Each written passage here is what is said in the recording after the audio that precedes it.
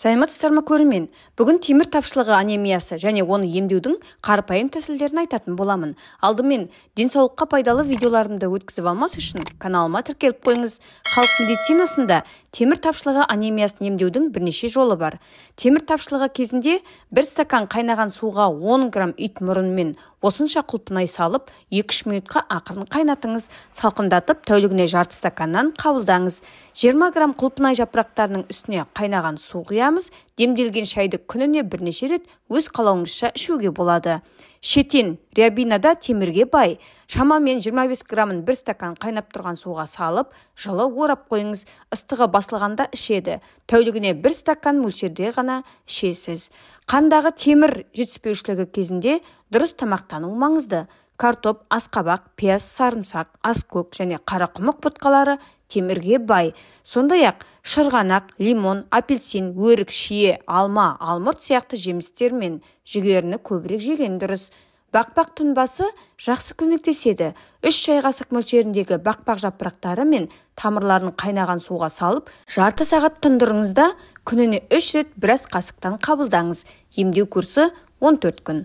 Қызғылт радиоланы, қызғылт семизот деп те айтады, жарты литр араққа салып, тұндырып қойсаңыз, емдік әсері керемет деп жазады Ауырмаңыз газеті. Ол үшін 50 грамм өсімдіктің тамыры қажет. Тұнбаны таңертең және кешке жарты шай қасықтан ішеді. Шырғанақ, облепихада тиімді. Емге өсімдіктің барлық бөліктері жарамды. Керегінше алып, шай секілді демдеп, қалауынша ішеді. Сәбіз, қызылша және шалғам шырындарын араластырып ішу де ағзадағы темір мөлшерін қалпына келтіруге көмектеседі. Шырындарды араластырып, жарты ас қасықтан тәулігіне 2 рет ішеді. Қалақай да темірге бай өсімдіктің бірі. Көп қан жоғалтудан кейін темір тапшылығы анемиясы болса, оны осы шөппен емдеуге болады. 50 мл таза суға қалақай шырынының 1 шай қасығын қосыңыз. Шырынды өзім жасаймын деп әуреленудің қажеті жоқ. Ол дәріханаларда сатылады. Дайын болған дәрілік құралды күніне 3 рет ішеді. Бал мен қалақай рецепті тиімді. 200 грамм қалақай жапырақтарына шамалап бал қосып қоясыз да, тәулігіне 3 рет біраз қасықтан қабылдайсыз. 25 грамм қалақай жапырақтарына жарты литр қайнаған су құйып тұндырады.